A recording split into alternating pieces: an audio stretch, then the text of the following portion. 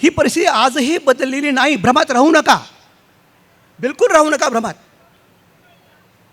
आम्ही coat pant घेऊन तुमच्यासमोर उभे आहोत, तुम्हाला फार चांगलं वाटत असेल की बाबा हे आत्तानी मला सांगितलं, एवढं माझ्याबद्दल सांगितलं शुक्ला सरांनी की असं झालं आणि तसं झालं, ते नशिबानं झालं म्हणायचं. पण ते सगळ्यांचं नाही होत. तुमच्या भविष्याचा विचार करा मित्रांनो. आज एक म्हणजे इतकी विचित्र परिस्थिती ना, मला फार गंमत वाटते की जे डिसिजन मेकर्स आहेत समाजामध्ये आणि डिसिजन मेकर्समध्ये सारखी भावना आहे. लक्षात घ्या, डिसिजन मेकर्स काय करतात. डिसिजन मेकर्स परवा एक काही दिवसापूर्वीचं उदाहरण सांगतो. 2 उदाहरणं देतो तुम्हाला. मी थोडासा जास्त वेळ घालणार आहे कारण हा फार महत्त्वाचा विषय आहे.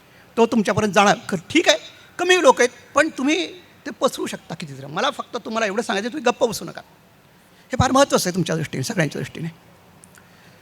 एक प्रसंग 1-2 प्रसंग सांगणार आहे मी तुम्हाला की परवा काही दिवसापूर्वी 1-2-3 महिन्यापूर्वी एका जबाबदार अधिकाऱ्याकडनं, ज्याला निर्णय घेण्याची क्षमता आहे शासनामध्ये, अशा एका अधिकाऱ्याकडनं एक चौकशी आली. काय चौकशी आली? त्याने सांगितलं किंवा माझ्याकडे ना काल एक स्वामीजी येऊन गेले आणि त्या स्वामीजीकडे ना फार आयुर्वेदाचं फार चांगलं ज्ञान आहे, खूप छान हे करतात ते. आणि ते माझ्याकडे आले होते, त्यांना रजिस्ट्रेशन पाहिजे होतं, आशुतोष गुप्ता सर. आणि मग त्यांनी मला विचारलं फोनवरनं की सर म्हणे, सावरीकर सर, असे स्वामीजी आले, त्यामुळे तुमच्या त्या काउन्सिलकडनं रजिस्ट्रेशनला देता येईल का हो म्हणे. जबाबदार शासनातला अधिकारी आज काउन्सिल स्थापन होऊन, CCM स्थापन होऊन किती वर्ष झाले? 71ला स्थापन झालेली आहे. ते 29 वर्ष आणि हे 18 वर्ष, म्हणजे किती? जवळजवळ 48, 50शी गाठते आता काउन्सिल. काउन्सिलच्या 50व्या वर्षाच्या दरम्यान कोणीतरी एक जबाबदार शासनातला अधिकारी असं विचारतो की ज्याच्याकडं काहीही विश्वासन नाही, एलिजिबिलिटी नाही, क्वालिफिकेशन नाही, काही नाही, कुठेतरी कुडबड्या तरी पॅक करतो, दावखील देतो वगैरे, भगवे वस्त्र घालतो का, काय करतो, त्याला तुम्ही रजिस्ट्रेशन देणार का? विचारण्याची हिंमतच कशी होते मला म्हणायचं आहे. हा आपला सगळ्यांचा इन्सल्ट आहे. I take it as my insult. मित्रांनो, डिसिजन मेकर्स हा विचार करतात तुमच्यावर. फार भयानक परिस्थिती आहे, लक्षात घ्या. अहो, तुम्हाला गंमत सांगतो, थोडंसं ह्याच निमित्ताने आयुष्यमान भारतबद्दल थोडंसं बोलावं. माझी शिवराज मला म्हणाला होता की सर तुम्ही सांगा सगळ्यांना आयुष्यमान भारत. म्हणजे तुमची किंमत आपली म्हणतो मी, कारण मी सुद्धा तुमचाच भाग आहे. जरी माझी करिअर संपलेलं असलं तरीसुद्धा मी तुमचाच भाग आहे. काय किंमत आहे आयुर्वेदच्या विद्यार्थ्याची बाहेर? काय किंमत आहे शासनात? काय किंमत आहे बाहेर? दाखवतं जाऊ द्या, प्रायव्हेट प्रॅक्टिसचं काय किंमत आहे?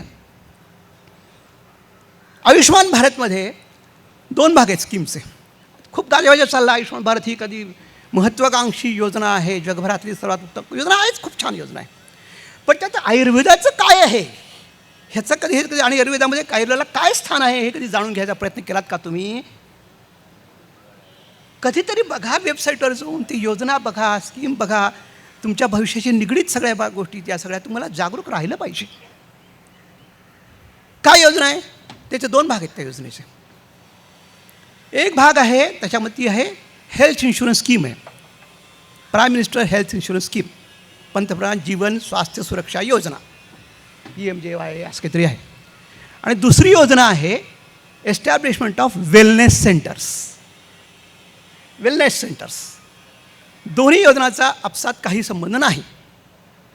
वेलनेस हे प्रायमरी हेल्थ केअरसाठी आहे आणि ही जी योजना आहे ती सध्या टर्शरी केअर, सेकंडरी टर्शरी केअरसाठी ती योजना आहे. मला वाटतं तुम्हाला प्रायमरी केअर आणि टर्शरी केअर, सेकंडरी केअर ह्यातला फरक समजत असावा. गंभीर आजारासाठी ती योजना आहे. इन्शुरन्स लागतं केव्हा आपल्याला? जेव्हा आपण हॉस्पिटलात होतो तेव्हा. पहिल्यांदा काही लागत नाही इन्शुरन्स आपल्याला. तेव्हा हा पहिल्यांदा इन्शुरन्स सेक्टरबद्दल सांगतो. आणि मग ह्या इन्शुरन्स स्कीममध्ये आयुर्वेदाला काहीही स्थान नाही. ही काय योजना आहे? याच्यामध्ये शासनाने BPL, बिलो पॉवर्टी लेव्हलचे जे लोक आहेत त्या प्रत्येक कुटुंबाकरता 5 लाखाचं विमा सुरक्षा कवच दिलेलं आहे त्या फॅमिलीला. मग ती 5ची फॅमिली असू देत, 6 असू देत, काही असू देत. आणि त्या फॅमिलीमधला कोणताही मेंबर आजारी पडला तर त्याला 5 लाख रुपयेपर्यंत मिळू शकतात त्याच्या उपचारासाठी म्हणून. पण कोणते उपचार? त्या उपचारांची एक यादी केलेली आहे आणि कुणाकडून घेतलेले उपचार त्याची एक यादी केलेली आहे. जे कुणाकडून घ्यायचं ह्याच्यामध्ये जे काही ते एक पॅनल आहे, डॉक्टरचं हॉस्पिटलचं पॅनल आहे. त्या पॅनलमध्ये नोंदणी करायला लागते डॉक्टरला. आणि त्या नोंदणी करण्यासाठी म्हणून त्या डॉक्टरचं मिनिमम क्वालिफिकेशन किती असलं पाहिजे, काय असलं पाहिजे? MBBS. म्हणजे तुम्ही आउट ऑफ परव्ह्यू, कोणी सगळं, तुमचा काही संबंधच नाही त्या योजनेशी. एकही डॉक्टर करू शकत नाही. तुम्हाला गंमत मी पुढे थोडंसं येणार आहे आणखीन या विषयात सांगण्याशी. आणि कोणत्या उपचारात तुम्हाला मिळू शकतात पैसा? सगळे उपचार ॲलोपॅथीने दिलेले, कोणतेही उपचार, कोणतंही ऑपरेशन कशाही प्रकारचं असेल, पण प्रोव्हायडेड ते ॲलोपॅथी डॉक्टर, म्हणजे साधा ॲप्सेस जरी ओपन केला तरी तो ॲलोपॅथी डॉक्टर. म्हणजे आम्ही डॉक्टर रेड्डीसनला मगाशी म्हणत होतो, सर तुम्ही एवढं छान काम करता, क्षारसूत्राचं करता, तुम्ही क्षारसूत्र केलं तर क्षारसूत्राचा खर्च या योजनेतून मिळणार नाही. पण त्याच्यापेक्षा एखाद्या MBBS डॉक्टरने सुद्धा जर काय फिस्च्युलेक्टमी केली तर त्याचा पूर्ण त्याला रिटर्न मिळेल. आयुर्वेदाचं एकही हे उपचार पद्धती, पंचकर्म असू देत, तुमचे क्षारसूत्राचे प्रोसिजर असेल, काही या माधवबागांच्याकडनं मी काही घेतलं तर it is not reimbursing, not doesn't come under the purview of पंतप्रधान जीवन स्वास्थ्य योजना. 0.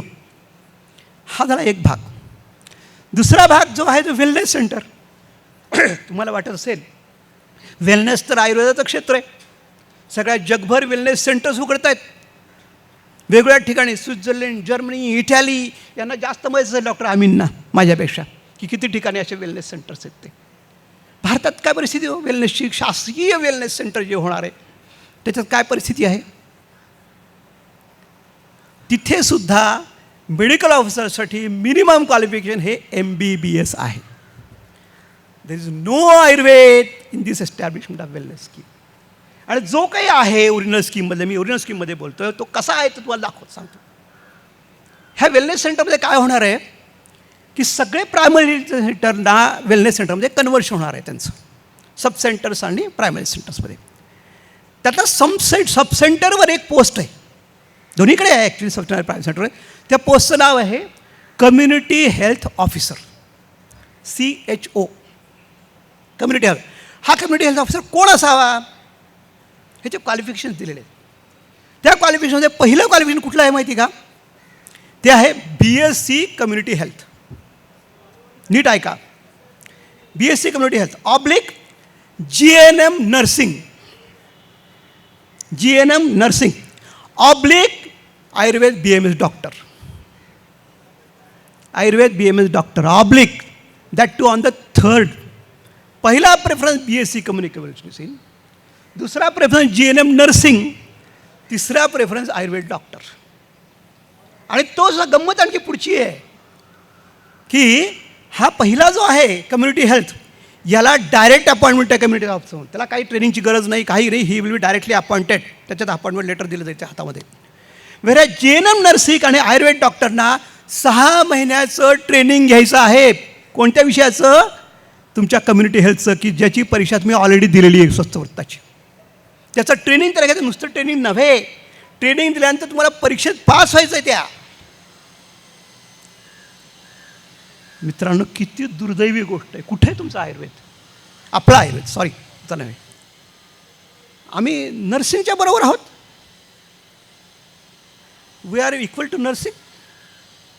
आम्ही आदर करतो नर्सिंग व्यवसायाचा, पण आम्ही डॉक्टर नाही. आणि दुसरं जाऊ द्या, हो तुम्ही शिकलेलं, तुम्ही पास झाला स्वस्थ वृत्तामध्ये कम्युनिटी हेल्थवर तुमचा एक पेपर आहे मला वाटतं. आणि ते जे ट्रेनिंगचा प्रोग्रामचा जो शेड्यूल आहे ना, त्यांचा सिलेबस आहे ना, तो काही दुसरा वेगळा नाही, तुमचाच आहे सगळा सिलेबस, तोच पेपर आहे.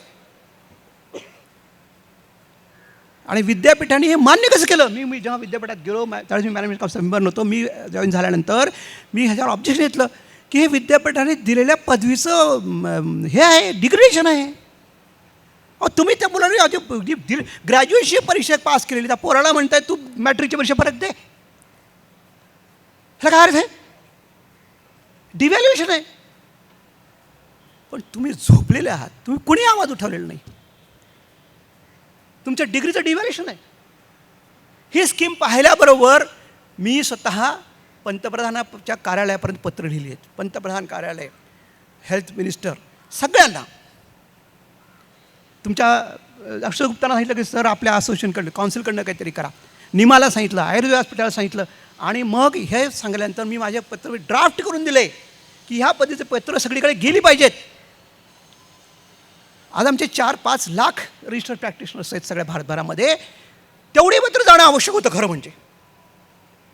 याच्यावर ऑब्जेक्शन येतं की तू how are you equating us with the doctors. मोठ्या मुश्किलीने काहीतरी 5-6 हजार पत्र गेली. ते निमाने एक पोर्टल उघडलं होतं, काहीतरी केलं होतं, यांनी प्रयत्न केले, आमच्या अक्षय गुप्तांनी वगैरे. आम्ही प्रयत्न करून त्याचा परिणाम एकच झाला की शासनाला त्याची दखल घ्यायला लागली. एक टास्क फोर्स नेमला. मी त्याचा फार पाठपुरावा केला टास्क फोर्सने मला. आणि मग टास्क फोर्सने असा डिसिजन घेतलेला आहे की या पूर्ण हेल्थ सेंटर्सपैकी 10% हेल्थ सेंटर्स हे केवळ आयुर्वेदासाठी राखीव असतील. केवळ आयुर्वेदासाठी राखीव असतील. आणि त्याची पहिल्या पायरीमध्ये 12,500 सेंटर्स आयुर्वेदाचे इस्टॅब्लिश होत आहेत. आणि त्याचीच मीटिंग अटेंड करण्यासाठी खट्टी सर परवा जाणार आहेत. पण हेच तर कमी मित्रांनो. असं जरी असलं तरी मला सांगतो जो काही अप्रोच आहे, कारण आमचे आरोग्य सेवेची सूत्र ज्या लोकांच्या हातात आहेत ते आयुर्वेदाला वैद्यकीय समजतच नाहीत. ते डोंट कन्सिडर. आम्ही किती प्रयत्न केले या शासनाकडे, महाराष्ट्र शासनाकडे, की हे तुम्ही परीक्षा तरी कमीत कमी घेऊ नका या मुलांची. ह्या मुलांना तुम्ही कम्युनिटी हेल्थ ऑफिसर घेतात ना परीक्षा, दे वर डॅम ॲडॅमंट. त्याने आकाश पाताळ केला. मी आणि आशुतोष गुप्ता अक्षरशः दिवस, माझ्यापेक्षा आशुतोष गुप्तांना जास्त क्रेडिट आहे. मी फक्त सुरुवात करून दिली. बिचारे त्या विधानभवनाच्या दारामध्ये सकाळी 7 वाजल्यापासून संध्याकाळी 7 वाजेपर्यंत उभे होते. सगळ्यांना भेटत. रात्री 1-1:30 वाजेपर्यंत ते थांबले होते. सगळीकडे आम्ही we didn't keep single stone unturned की परीक्षा कॅन्सल करा, परीक्षा घेऊ देऊ काय मुलाच्या. आमचे 500 विद्यार्थ्यांना तुम्ही घेतले, त्यांना तुम्ही डायरेक्ट अपॉइंटमेंट द्या म्हणून आम्ही मुख्यमंत्र्यांपर्यंत गेलो, पत्र काढली. मित्रांनो दुर्दैवाची गोष्ट, तरीसुद्धा काहीही फरक पडला नाही. विद्यापीठाच्या मॅनेजमेंट काउन्सिलचा निर्णय आहे की परीक्षा घेण्याची आवश्यकता नाही. तरीसुद्धा या आरोग्यसेवेमधल्या लोकांना त्याचा काही फरक पडला नाही. दे वर डॅम ॲडॅमंट. याचा परीक्षा तुम्हाला द्यायलाच लागेल. आणि नाईलाजाने आमच्या मुलांनी परीक्षा दिली. इतकंच नाही तर झालं असं की त्यांनी दुसरी जी जाहिरात काढली होती कम्युनिटी हेल्थ ऑफिसरची ती कॅन्सल केली आयुर्वेदाकडच्या लोकांकरता. They have close the doors of community health centres for Ayurveda. काय आहे मित्रांनो हे? तुम्हाला ह्यातली काहीच माहिती नाही आहे. तुमचं भविष्य आहे. अहो ह्याच्यामध्ये लाखो, किती जवळ हजारो जागा निर्माण होणार आहेत मेडिकल ऑफिसर्सच्या. हे तुमच्याकरता BMS डॉक्टर करतायत. काय कुठल्या म्हणजे तुम्हाला सांगायचं गंमत, आरोग्य सेवेमध्ये आपली किंमत शून्य आहे. अहो मेडिकल ऑफिसर म्हणून जेव्हा लावतो तुमच्या नॅशनल हेल्थ पॉलिसीमध्ये मिशनमध्ये, हेल्थ मिशनमध्ये, त्याच्यामध्ये मेडिकल ऑफिसरच्या जागा असतात कॉन्ट्रॅक्ट बेसिसवर. तुमच्या त्या ह्याच्यावर काम करता तुम्ही, कुठली 101 नंबर ना ॲम्ब्युलन्स, 108 नंबरवर आमचे विद्यार्थी काम करता, आयुष डॉक्टर्स. शासनाने, केंद्र शासनाने ह्या डॉक्टर्स करता 40,000 रुपये पर मंथ मानधन केलेले, फिक्स केलेलं आहे. महाराष्ट्र शासनात किती मिळतं हो माहिती तुम्हाला? 15,000 आणि 16,000. त्याच ठिकाणी मेडिकल डॉक्टर MBBS डॉक्टर जेव्हा काम करतो तेव्हा त्याला 40,000 मिळतात. इथेच आमचं धोरण आहे ना की आयुर्वेद आणि MBBS महाराष्ट्रात तरी इक्विव्हॅलंट आहेत म्हणून. असं का? ह्याचं उत्तर काय मिळालं माहिती तुम्हाला? किती अपमानास्पद उत्तर लक्षात द्या. मी ह्या विषय सगळ्या ठिकाणी नेलेला आहे, वेगळ्या सेक्रेटरीज लेवलपर्यंत नेलेला आहे. आपल्या आयुष सेक्रेटरीने सगळ्या स्टेटना पत्र दिलेलं आहे की हा अन्याय आहे. अहो शासन द्यायला तयार ना. सगळे पैसे केंद्र शासन देतं, लक्षात घ्यायचे. राज्य शासनाला पैसा खर्च करायचा नाही आहे, केंद्र शासनानेच दिलेला पैसा. केंद्र शासनाची भूमिका अशी की यांनी मागितलंच नाही तर आम्ही देणार कसे? स्कीममध्ये मागायला पाहिजे ना की बाबा ह्या डॉक्टरचा इतका पगार, इतके डॉक्टर्स मला घ्यायचे. मागताना ते 16,000 आणि 15,000 मागतात. आणि ह्याचं उत्तर काय? हे आम्ही जेव्हा इंटरॅक्शन घेतो म्हणते अहो म्हणे काय MBBS डॉक्टर मिळत नाही हो. आयुर्वेद डॉक्टरला जाहिरात दिली ना की एक जागा असली की 50 अर्ज येतात. मी त्या सन्माननीय अधिकाऱ्याला म्हटलं की आमचे आयुर्वेदचे विद्यार्थी म्हणजे काय कांदे बटाटे आहेत का? हां, की बटाट्याचं पीक जास्त झालं की त्याचा भाव कमी झाला, कांद्याचं पीक जास्त झालं की फुकटात देऊन टाकायचं? अहो, तो माणूस आहे जिवंत. तितकाच काळ त्यांनी कॉलेजमध्ये घालवलेला आहे, तितकीच मेहनत केलेली आहे. मग असं का? तरीही अजूनही बदल झालेला नाही. तसंच आहे ते. आम्ही इतका टापटा करूनही अगदी केंद्र शासनापर्यंत दखल होईल, त्याच्यात काही बदल झाला तसंच आहे ते. आमचे विद्यार्थी अक्षरशः 10 आणि 15,000 रुपयावर काम करतात. पोस्ट ग्रॅज्युएट त्याला किती मिळतात? 20,000 रुपये. MD मेडिसिनच्या लोकांना किती मिळतात? 60,000 रुपये. का बोधभाव? कशासाठी? ह्याची तुम्हाला खबर वाटच नाही आहे. तुमचं आणि कुणाकरता पोस्ट? ह्या तुमच्याकरता आहेत ना ह्या पोस्ट. ह्या तुमच्या, तुम्ही ह्याची दखल घेतली पाहिजे.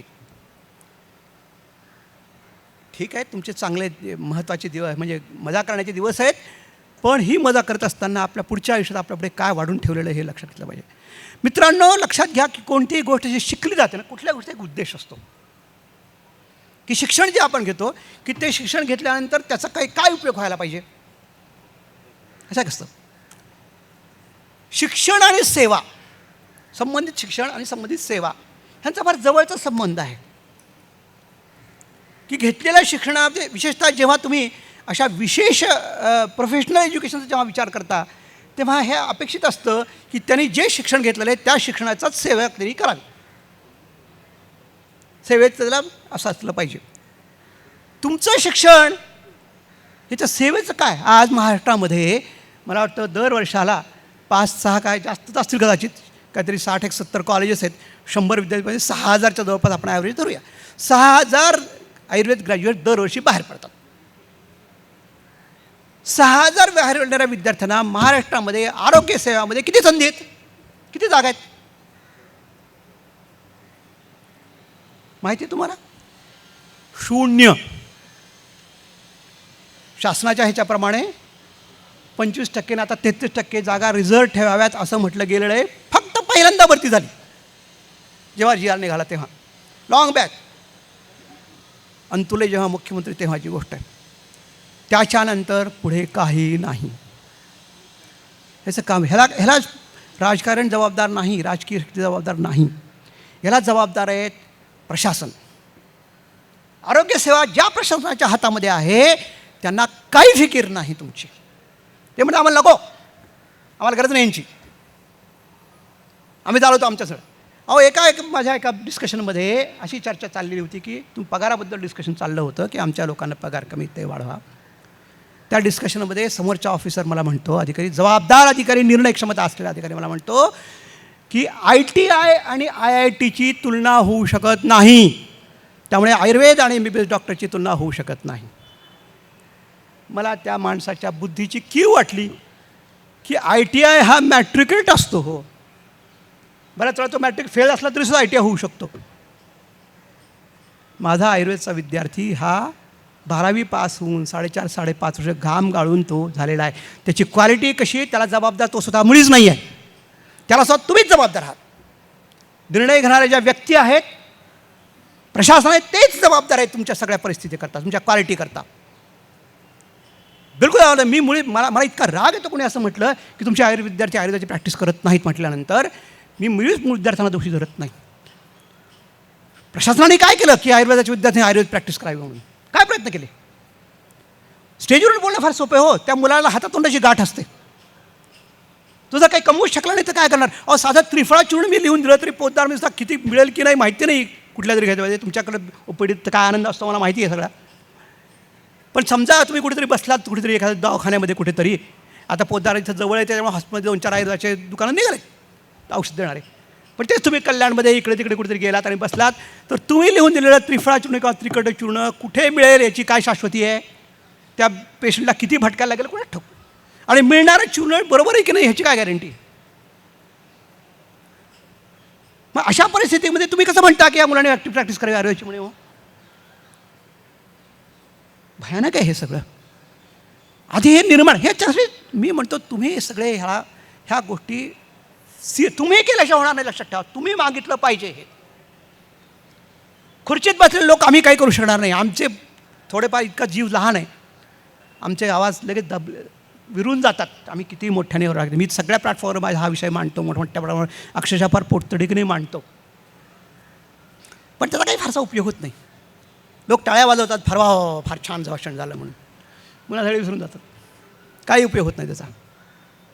लक्षात घ्या, मी अनेक वेळा हेल्थ मिनिस्टर्स कॉन्फरन्स अटेंड केलेल्या आहेत. मी जेव्हा ॲडवायझर होतो गव्हर्नमेंट ऑफ इंडियामध्ये, हेल्थ मिनिस्टर कॉन्फरन्समध्ये सगळे हेल्थ मिनिस्टर सगळ्या स्टेटचे असायचे, दरवर्षी होते ते. त्यामध्ये सगळे कंप्लेंट करायचे की आमच्या भागामध्ये डॉक्टर्स नाही येतो, डॉक्टरची संख्या फार कमी आहे, अमुक आहे, ढमुक आहे, तमुक आहे. तर मी त्यावेळेस ॲडवायझर असल्यामुळे मी हा म्हणाले की जर कमी आहेत तर आमचे आयुर्वेदिक डॉक्टर भरपूर आहेत, त्यांना घ्या ना तुम्ही. ते म्हणे नाही, आम्हाला नको, आम्हाला आयुर्वेदिक डॉक्टर नको, आम्हाला नर्स चालेल, आयुर्वेदिक डॉक्टर नको. ही ऑफिशियल भूमिका आहे, कारण त्यांना फिडिंग कोणी केलेलं असतं? प्रशासनाने केलेलं असतं. प्रशासनाने यांच्या मनात असं भिरवून दिलेलं आहे की ह्याचा काही उपयोग नाही, हे निरुपयोगी लोक आहेत, सोडून द्या ना वारावर. सगळ्यांना प्रॅक्टिसमध्ये ढकलून द्या. मी तर म्हणतो की आज खरी गरज शासनामध्ये जी आहे ती आयुर्वेद डॉक्टरची आहे. MBBS डॉक्टरला नोकरी नाही मिळाली तर दुकान टाकून कुठे बसू शकतो? हो, त्याचा काही फारसा फरक पडत नाही. त्याला किती डॉक्टर MBBS डॉक्टर मेडिकल ऑफिसरची सर्व्हिस करायला तयार असतात? विचार करा तुम्ही. कितीतरी जागा रिकाम्या आहेत. मेडिकलच्या MDच्या पोस्ट ग्रॅज्युएटच्या जागा रिकाम्या आहेत, मेडिकल ऑफिसरच्या जागा रिकाम्या आहेत. त्या रिकाम्या ठेवायच्या, पण आयुर्वेद डॉक्टर नाही द्यायच्या. का आहे असं? हे कोण बदलणार? शासनाने नुकतीच एक समिती नेमली होती की ह्याला कसं बदलता येईल वगैरे. मीच त्या कमिटीचा अध्यक्ष होतो, डॉक्टर अक्षय गुप्ता मेंबर होते, बरीच मंडळी मेंबर होते, 20-25. आम्ही सगळे छान रिपोर्ट तयार केलेला आहे. आमची मागणी आहे तुम्ही हे मेन स्ट्रीमिंग वगैरे विसरून जा म्हटलं. इंटिग्रेशन नको आहे आम्हाला. मी स्वतः इंटिग्रेटेड आहे, मला माहिती आहे, पण ह्याच्यामुळे आम्ही गळा इथपर्यंत रुतलेलो आहोत. आम्हाला नको इंटिग्रेशन. आम्हाला आमचा स्वतंत्र सुभा हवा आहे. आमचं आयुष हेल्थ सर्व्हिसेस असं स्वतंत्र संचालन आम्हाला द्या. उभी रेषा पाडा आणि आमच्या ताब्यामध्ये तुम्ही ठीक आहे 25% 25% हेल्थ सेंटर आमच्याकडे द्या. PSCच्या आम्हाला द्या, आम्हाला ते चालवू द्या. आम्हाला त्या दुसऱ्या त्या मेडिकल MBBS डॉक्टरच्या हाताखाली आमच्या लोकांना काम करायची मुळीच गरज नाही आहे. आम्हाला चालू द्यात ते. आम्हीच ते पोस्ट भरणार, आम्हीच सगळं करणार. आमचा जे काही पॅरल आम्हाला पाहिजे सिस्टीम. धूळ खात पडलेला आहे तो रिपोर्ट. आम्ही खूप प्रयत्न करतो आहोत देण्याचा पाडण्याचा, पण त्याच्याकडे कोणी ढुंकूनही बघत नाही. ऑफिशियल रिपोर्ट, शासनाने नेमलेली समिती, व्यवस्थित सगळं केलेलं आहे. कसं होऊ शकतं? आम्ही तर असं म्हटलं आहे की सध्या खर्च करू नका, जेवढ्या सध्या जागा रिकाम्या आहेत त्या रिकाम्या जागा तरी आम्हाला द्या ना. नवीन जागा जेव्हा निर्माण होते तेव्हा बघू, पण ॲटलीस्ट जेवढ्या रिकाम्या आहेत तेवढ्या तर द्या आम्हाला. बिलकुल तयारी नाही आहे. डायरेक्टर ऑफ हेल्थ सर्व्हिसेसच्या 4 पोस्ट आहेत, एकच भरलेली आहे. आम्ही एक मागतोय की director of Ayush health services एक जागा द्या. जॉईंट डायरेक्टरच्या 8 काहीतरी पोस्ट आहेत, त्यातल्या म्हणलं 2 द्या, 3 द्या. डेप्युटी डायरेक्टरच्या 16-20 एक जागा, त्यातल्या 4-5 द्या आम्हाला. हे तुम्ही आम्ही खालपर्यंत जाऊ शकतो ना, करू शकतो ना. आम्ही करू नका म्हणतो आम्हाला काय करायचं ते. आणि बिलकुल करा की त्या वेळेला करतो, आम्ही दुसरं कुठे प्रॅक्टिस करू देणार नाही, आम्ही फक्त आयुर्वेदाची प्रॅक्टिस करू देऊ, काही हरकत नाही. पण हे करणं आवश्यक आहे. पण सेवा आणि शिक्षण यांचा संबंध आम्ही तोडून टाकला आहे. हो, काय करायचं? तो तुम्ही जोडू शकता. तुमचं भवितव्य आहे ते दुसऱ्याच्या हातात का देता तुम्ही? तुमचं भवितव्य तुमच्या हातात आहे. नुसतं परीक्षा पास होणं, गॅदरिंग करणं ह्याच्यातच तुम्ही मशगूल आहात. ते करा, पण त्याच्याबरोबर याचाही विचार करा. लक्षात घ्या, प्रत्येक क्षेत्रात मी तुम्हाला सांगतो, शिक्षण 4 क्षेत्र असतात वैद्यकीय संबंधित: शिक्षण, आरोग्यसेवा, औषधी विभाग आणि संशोधन. या 4ही क्षेत्रात आनंदी आनंद आहे. किती लोक रोजही पिक्चर बघत असतील तरी माझा प्रत्येक क्षेत्राशी ॲक्टिवली संबंध आहे. प्रोॲक्टिवली आहे, ॲक्टिवली आहे, एव्हरीवेअर. सगळ्या क्षेत्रांशी संबंध आहे. अतिशय निराशाजनक चित्र आहे. पण हे निराशाजनक चित्र बदलण्याची कुठल्याही अधिकाऱ्याची किंवा पदाधिकाऱ्यांची तयारी नाही. मी एका जबाबदार अधिकाऱ्याला म्हटलं, निवडून गेलेल्या अधिकाऱ्याला, अधिकार म्हणजे टेन्युअर पोस्टवरच्या आपल्या जसे CCI सर मेंबर आहेत, निवडून आले तशा अधिकाऱ्याला एका म्हटलं की बाबा तुम्ही आता इतक्या मोठ्या पोस्टवर आहात, गेलात, निवडून दिलं तुम्हाला सगळ्या लोकांनी, आयुर्वेदाचं काहीतरी भलं करा. आयुर्वेदाचं हे सगळं सिलेबसचं काय गोंधळ चाललेला आहे सगळा. हा मी एक परवा माझं एक आर्टिकल आलं छापून एका ह्याच्यामध्ये बुलेटिनमध्ये की आयुर्वेदात शिक्षणाचा खेळखंडोबा कसा झाला आहे. मी काय प्रयत्न केले, कसं कसं झालं त्याचं तो लेट पाठवला होता. तर तो त्याला त्यांना पाठवला. त्यांचं उत्तर मी बरोबर बोललो, मागे बोलणं झालं होतं. आणि म्हटलं अहो, मला म्हणले सर म्हणले हे सगळं तुम्ही शासनाची बाजू मांडली. म्हणले अहो हे शासनाच्या काही हातात नाही. म्हणजे कुणाच्या हातात, तुमच्या हातात आहे ना, मग तुम्ही करा ना. ते म्हणलं नाही, समाजाला काय हवं आहे, समाजाला असं आयुर्वेदचं डॉक्टर नकोच आहे. जे नुसतं आयुर्वेद प्रॅक्टिशनर डॉक्टर समाजाला नको आहे असं त्यांचं म्हणणं आहे. त्यांचं म्हणणं त्याला इंटिग्रेटेड प्रॅक्टिशनर्स हवा आहे. म्हणजे त्याला जे आयुर्वेदाच्या नावाखाली मॉडर्न मेडिसिन प्रॅक्टिस करणारा डॉक्टरच त्यांना हवा आहे. जे समाजाला हवं ते आपण द्यायचं. आपण कशाला विचार करायचा आयुर्वेद कशाला द्यायचं म्हणून.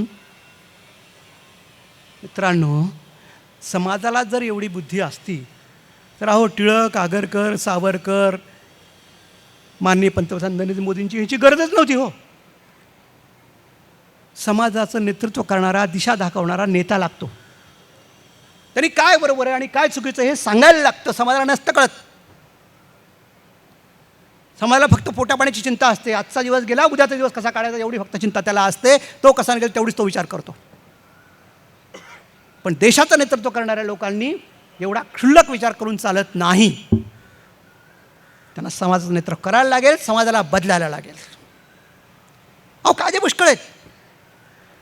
औषधी उद्योगाबद्दल बोलतो तुम्हाला, किती म्हणजे भयानक परिस्थिती लक्षात घ्या तुम्ही. मला माहिती नाही तुम्हाला किती लोकांना माहिती येते.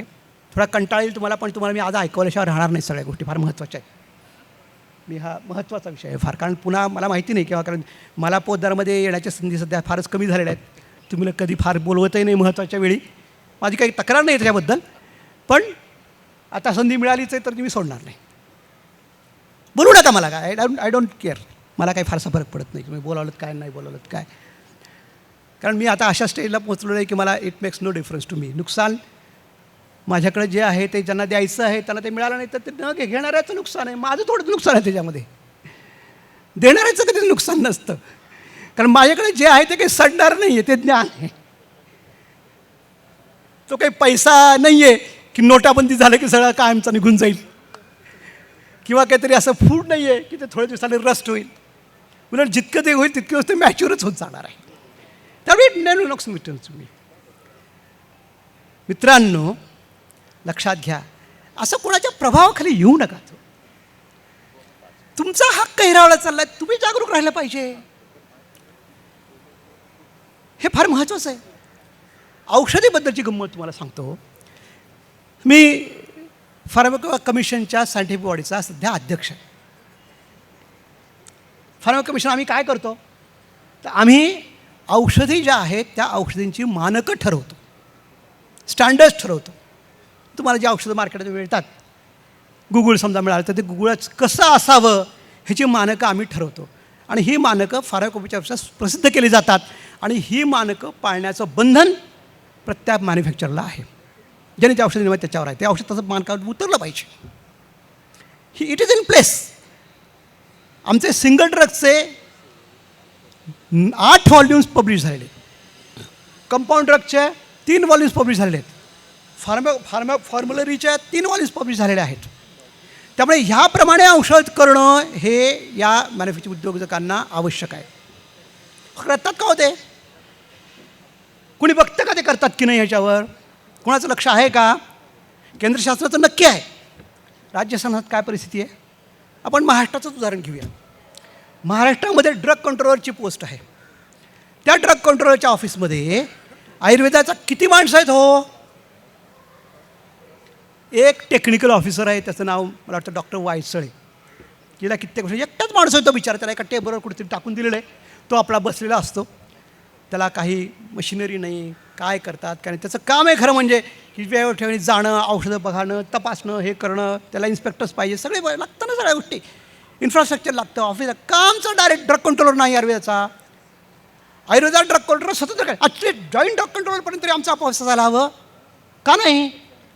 कोण बघतं? महाराष्ट्रामध्ये सर्वात जास्त इंडस्ट्रीज आहेत आयुर्वेद ड्रग इंडस्ट्रीज. कोण बघतं का त्यांचं काय होतं ते?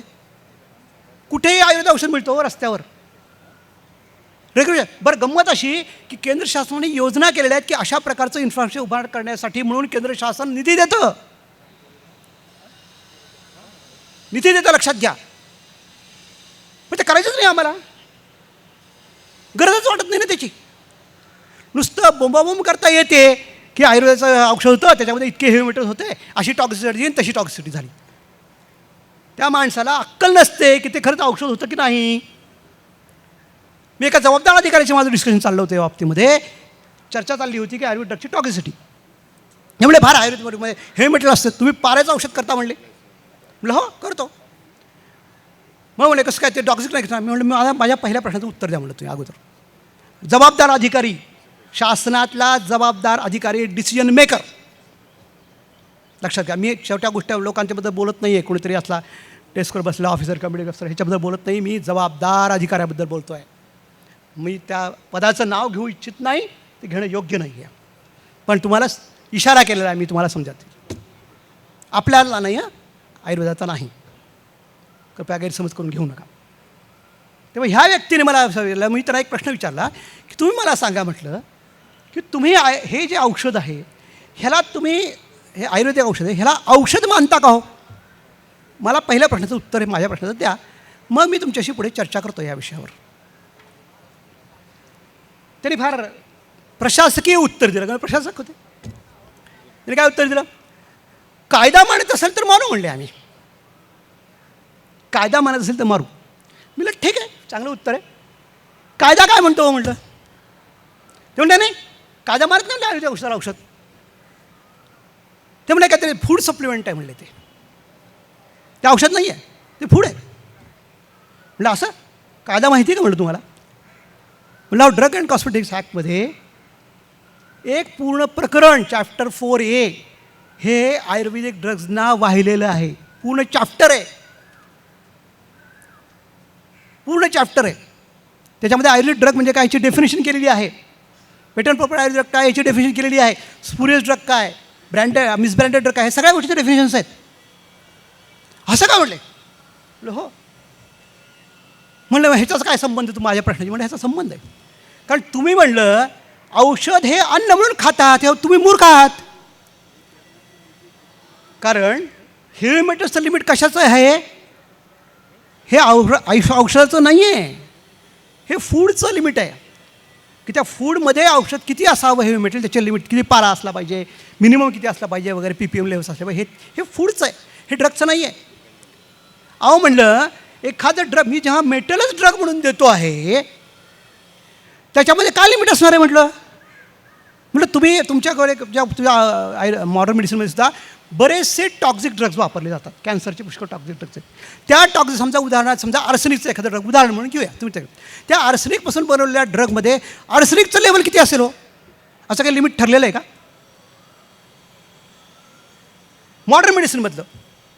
किंवा आपण दुसरं उदाहरण घेऊया की समजा एखादं काहीतरी अँटीबायोटिक आहे कुठलं तरी, ॲम्पिसिलिनमध्ये. ॲम्पिसिलिन ह्या ड्रगमध्ये ॲम्पिसिलिनचं लिमिट किती असलं पाहिजे असं ठरवता येईल का. ॲम्पिसिलिनचं लिमिट ठरवता येईल का.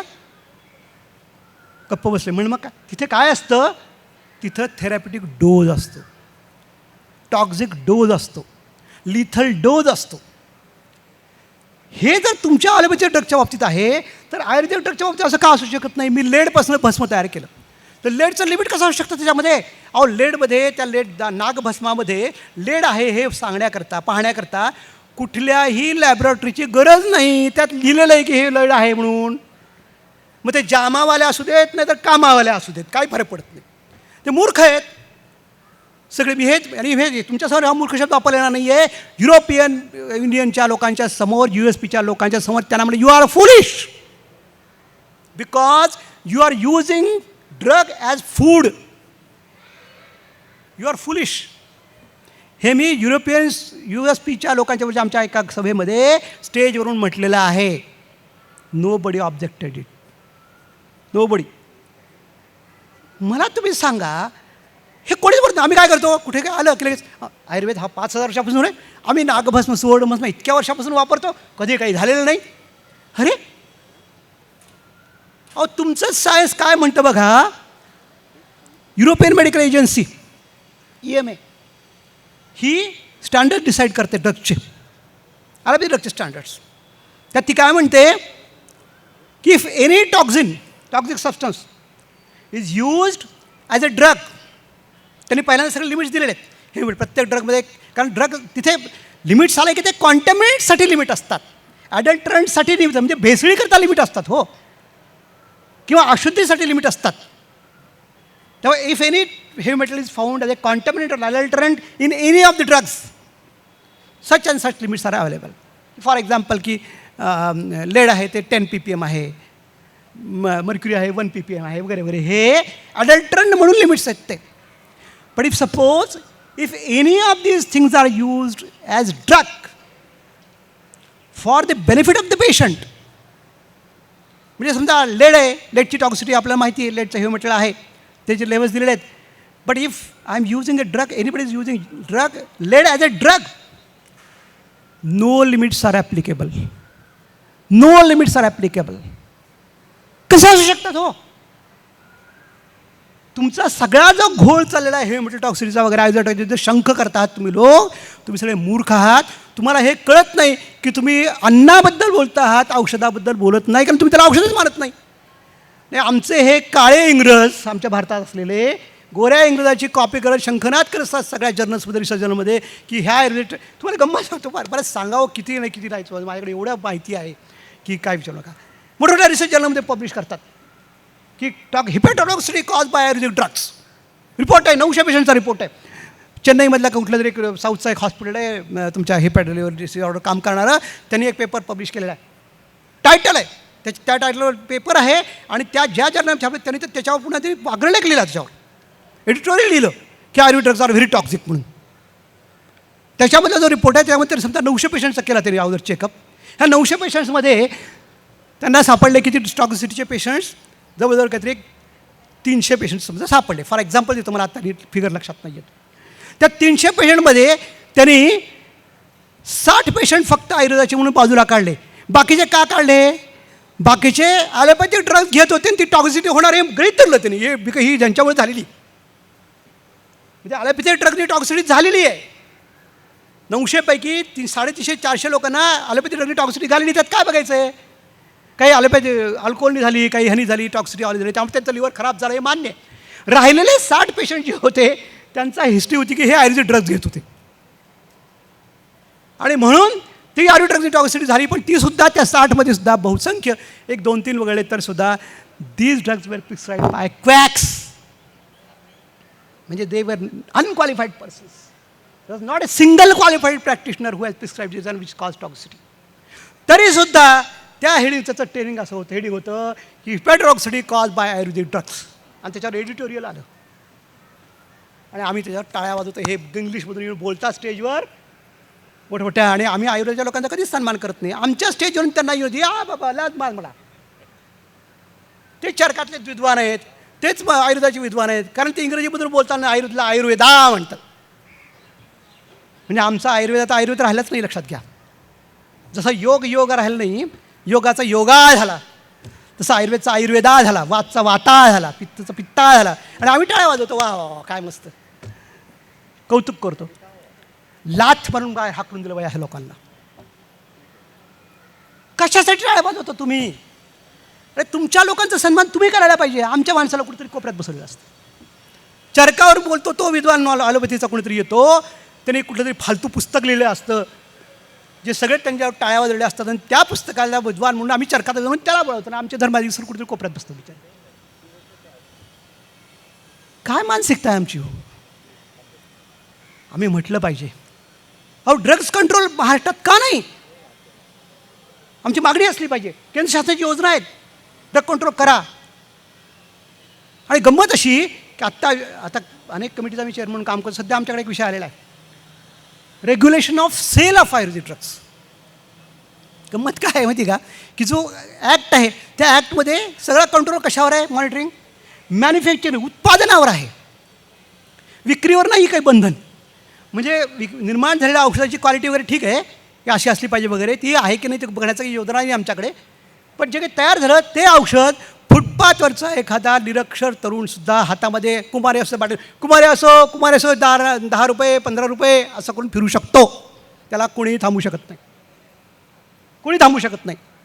फुटपाथवर बसणारा एखादा भिकारीसुद्धा कोणीतरी माणूस असेल तो बिलकुल ते असतात ना राजवैद्य म्हणून टपले येतात, एक कधी झोपडं टाकतात, आमच्या औषध गुप्ता फार टाकतात त्यांच्यावर. ते सुद्धा त्यांच्याकडे ते औषध विक्रेते, तो जर म्हणला नाही यांना की मी डॉक्टर म्हणून बसलो नाही, मी औषध विकायला बसलेलो आहे, तर आशुतोष गुप्ता काहीही करू शकणार नाहीत. He will be helpless. कारण असा कुठलाही कायदा नाही की जो एखाद्या व्यक्तीला फुटपाथवर बसून, छपराखाली, त्या ताडपत्रीखाली बसून आयुर्वेदिक औषध विकण्याला बंदी करणारा कायदाच नाही आहे. ॲक्टमध्ये कुठे प्रयोजन नाही.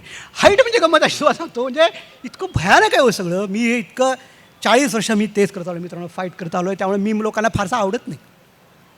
या माणूस प्रत्येक विषय असा निर्माण करतो म्हणून काय काही सांगत असतात म्हणून. अहो, त्या ड्रग्ज अँड कॉस्मेटिक ॲक्टमध्ये RMPची डेफिनेशन आहे. RMP म्हणजे रजिस्टर्ड मेडिकल प्रॅक्टिशनर्स. त्याच्यामध्ये MBBS डॉक्टरची आहे त्या डेफिनेशनमध्ये. होमिओपॅथिक डॉक्टर आहे, डेंटिस्ट आहे, पण आयुर्वेद डॉक्टरची डेफिनेशनच नाही त्याच्यामध्ये. म्हणजे उद्याचा कायदा आला की इट शुड बी, आता आम्ही चाललं आहे आमचं की प्रिस्क्रिप्शनशिवाय आयुर्वेद डॉक्टर यायचं नाही प्रिस्क्रिप्शन, तर प्रिस्क्रिप्शन करायला ऑथोराईज कोण आहे? त्या कायद्यात माहीतच नाही आहे काही. डेफिनेशन तर पाहिजे ना की हा ही डिग्री होल्डर करणारा, हे करणारा नाही. हे सगळं मी पॉईंट आउट केलं शासनाला. तेव्हा शासनाने एक समिती केली, पुन्हा म्हणलं आता तुम्ही आणला विषय तुम्हीच सोडा, हा तुम्हीच चेअरमन हा कमिटीचे. प्रॉब्लेम फार हाच आहे की विषय कुठला नाही की तुम्हीच घोड्यावर बसा म्हणतात, म्हणजे लग्न लावा म्हणलं की तुम्हीच नवरदेव व्हा म्हणतात. आता माझी 65 वर्ष झाली, मी कुठे नवरदेव होणार? माझी बायको होऊ देईल का मला? होऊच देत नाही. पण मी आपलं तिला विरोधात जाऊन करतो सगळं.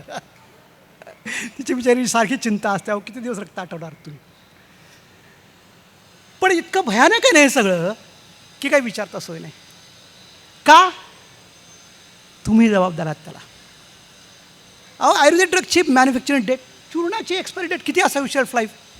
तुम्ही शिकता, शालेंद्र संहिता शिकता, मासद्वयात तसा चूर्णम ही नवीन आपणूयात 2 महिने असली पाहिजे. मी एकदा नांदेडला असताना समोरच्या एका दुकानात गेलो, त्याला म्हणलं अरे बाबा मला त्रिफळा चूर्ण पाहिजे. मी शास्त्रात अध्यापक, त्यालाही माहिती होतं, नेहमीचा दुकानदार होता, त्याला माहिती होतं. त्याला म्हणलं अरे मला त्रिफळा चूर्ण पाहिजे, दे रे जरा. त्याने एक पॉलिथिनची बॅग दिली मला. मी म्हणलं अरे हे कधी तयार केलेलं आहे? त्याच्यावर काहीतरी काय किंवा असं एक वर्षभर झाला असं म्हणलं. अरे म्हणजे हे कसं काय चालणार? का बरं म्हणलं सर? अरे म्हणलं 2 महिने चालत नाही. काही सांगता म्हणलं सर, आयुर्वेदिक औषध जेवढं जुनं असतं तेवढं चांगलं असतं म्हणला. म्हणजे हे तू मला शिकव आता. काय करायचं? आणि आता शासनाने शेल्फ लाईफ निश्चित केलं आहे. किती शेल्फ लाईफ आहे चूर्णाचं? 2 वर्ष. 2 वर्ष. त्याचं समर्थन काय केलं जातं? ते फार चांगलं सील केलेलं आहे, एअर टाईट आहे, त्याच्यामुळे ते राहतं. तुम्हाला उदाहरण देतो दुसरं. तुमच्या घरामध्ये रेडीमेड आटा आणता ना, तुम्ही पीठ आणता ना, गव्हाचं पीठ आणता, मसाले आणता की नाही? हे चूर्ण येतात ना सगळी. त्यांची एक्सपायरी डेट किती असते हो? कधी बघितलं आहे? बघा किती असते ती expiry date. Hardly 6 months. Hardly 6 months. म्हणजे मसाल्याची एक्सपायरी डेट 6 महिने आणि औषधाची एक्सपायरी डेट फक्त 2 वर्ष. आम्ही घेतो ते औषध छानपैकी, अगदी मस्तपैकी. मला कळत नाही हे काय, म्हणजे कुठल्या म्हणजे मला, मी तर इतका फाईट करतो, म्हणजे काय मला फार लोक वाईट म्हणतात हो त्याच्यामुळे. हे काही काढत असतात म्हणजे सर, यांना उगाच आपलं जास्त. आता आम्ही प्रयत्न करतो रेग्युलेशन करण्यास सेल करता. माझ्याकडे इंडस्ट्रीकडनं जवळपास एक 20-25 पत्र आलेले आहेत की हे चुकीचं आहे, आयुर्वेदिक ड्रगच्या रेग्युलेशन करण्याची काही आवश्यकता नाही. विकू द्या फुटपाथवरनं सुद्धा आयुर्वेदिक ड्रग्स, काही हरकत नाही. ते तुम्ही विकू देण्याचं आमची इंडस्ट्री चालणार नाही, डब घायला येईल. मोठमोठ्या असोसिएशन, मोठमोठ्या अगदी स्वीट टाईप कोट घालणारे लोक मीटिंगमध्ये सुद्धा प्रचंड विरोध केला. गंमत म्हणजे मीटिंगमध्ये काय म्हणतात माहिती आहे का? वैयक्तिकरित्या आम्हाला असं वाटतं, पण जेव्हा आम्ही असोसिएशनचे मेंबर आहोत म्हणून नाही, आमचा त्याला विरोध आहे. अरे व्हॉट इज दिस नॉनसेन्स यार. मी म्हणा काय उपयोग आहे तुमच्या ते सपोर्टचा? म्हणलं वैयक्तिक मताला काय किंमत आहे का? काहीच किंमत नाही. अहो, त्याचं कारण असं की उपभोक्त्याचं रिप्रेझेंटेशनच नाही कुठे. हे महत्त्वाचं आहे ना. त्या मित्रांनो, असे अनेक विषय आहेत. मला किती, मी दिवसभरसुद्धा बोलू शकतो ह्या विषयावर. मला तुम्हाला कळकळीची विनंती आहे की या सगळ्या ज्या गोष्टीपासून तुम्ही अलिप्त राहू नका. ह्याच्यावर तुम्हीच हे सगळं करू शकाल. तुम्ही म्हटलं पाहिजे आमच्याकडे ड्रग कंट्रोलर पाहिजे, आयुर्वेदिक औषधांचं नियंत्रण व्यवस्थित झालं पाहिजे, रेग्युलेशन असलं पाहिजे, ते कार्यालय असलं पाहिजे, आयुर्वेदिक आरोग्य सेवेमध्ये आमच्याकरता जागा असल्या पाहिजेत, आमचं स्वतंत्र संचालनालय असलं पाहिजे, आयुष्यमान भारतच्या स्कीममध्ये आमचा योजना समावेश झाला पाहिजे. हे तुम्ही जोपर्यंत म्हणत नाही तोपर्यंत होणार नाही. तुम्ही बिलकुल हे करा. तुम्ही जागे व्हा, धुंदीत राहू नका. तुमचं भवितव्य या सगळ्या गोष्टींच्या अवलंबून. मित्रांनो, जिथे जिथे गरज असेल, जिथे ते फीडबॅक असेल, मी उपलब्ध आहे. मित्रांनो, माझा फोन सतत चालू असतो, माझा ईमेल नेहमी चालू असतो, कधीही मी नक्की तुम्हाला रिस्पॉन्स देईल. पण आयुर्वेद आज दिशाहीन झालेला आहे. लोकांच्या गुलाबी भाषणाकडे, इंग्रजी भाषणाकडे लक्ष देऊन वा वा काय मस्त झालं आयुर्वेद, असं भ्रमात राहू नका. लक्षात घ्या, मी जेव्हा जामनगर विद्यापीठाचा व्हाईस चान्सलर म्हणून जॉईन झालो तेव्हा माझ्या स्वागतामध्ये माझ्या लोकांनी सांगितलं की माझ्या आधी डॉक्टर VN व्ही कुरूप व्हाईस चान्सलर होते. त्यांनी काय केलं होतं, त्यांनी बऱ्याच आंतरराष्ट्रीय MOUs केलेले होते परदेशातल्या लोकांशी, की ते 15-20 केले होते. म्हणजे कुरूप सरांनी 15 देशांशी संबंध जोडलेले आहेत. आता सावरीकर सर हाच वारसा पुढे चालवते याची आम्हाला खात्री आहे. मी भाषणाच्या उत्तरामध्ये सांगितलं, I am least bothered how many countries are connected to my Ayurveda. मी त्यांना डेटा दिला. ICMRचा डेटा तेव्हाचा होता आणि त्यात की फारसा अजूनही बदल झालेला नाही आहे. की त्यांनी सर्वे केला होता की किती लोक भारतातले आयुर्वेद वापरतात. त्यातून फक्त 6% लोक, किती 6% लोक आयुष वापरतात, पूर्ण आयुष. म्हणजे होमिओपॅथी आयुर्वेद ते सुद्धा त्यात कन्सिडर काय केलं त्यांनी, अगदी डोम्याचे घरगुती अद्रक दिलं, बाईनं दिलं काही, तर ते सुद्धा कन्सिडर केलं होतं. म्हणजे डॉक्टरनी प्रिस्क्राईब केलेलं नव्हे, ओव्हर द काउंटर सेल केलं. अशा लोक फक्त किती 6%. मी म्हटलं जोपर्यंत माझ्या देशातल्या 94% लोकांच्या जवळ मी आयुर्वेद नेत नाही तोपर्यंत मला परदेशाशी काही घेणं देणं नाही. माझ्या देशाने आयुर्वेद वापरला पाहिजे, प्रत्येक घराघरात आयुर्वेद गेला पाहिजे. आणि हे काम तुम्हीच करू शकता. माझ्यासारखी पांढऱ्याकेस झालेली म्हातारी माणसं कितीही विद्वान असली तर काहीही करू शकणार नाही. ते तुम्ही मानत असाल तर विद्वान. तेव्हा माझी पुन्हा तुम्हाला विनंती आहे की उठा, जागे व्हा. नेताजी सुभाषचंद्र म्हटलं होतं की तुम मुझे खून दो मैं तुम्हें आज़ाद दूंगा. मी तो म्हणाला, तुम मुझे आवाज़ दो मैं तुम्हें साथ दूंगा और देश को आयुर्वेद दूंगा. Thank you very much.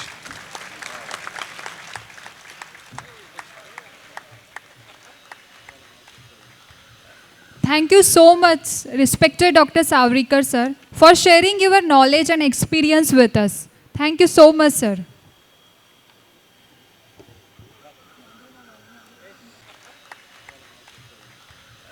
Thank you so much, respected Dr. Savrikar sir, for sharing your knowledge and experience with us. Thank you so much, sir.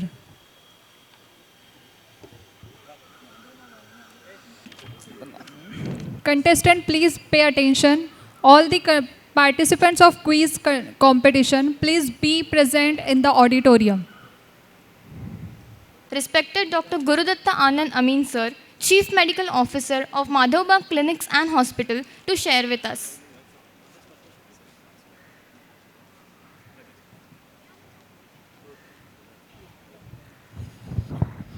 नमस्कार.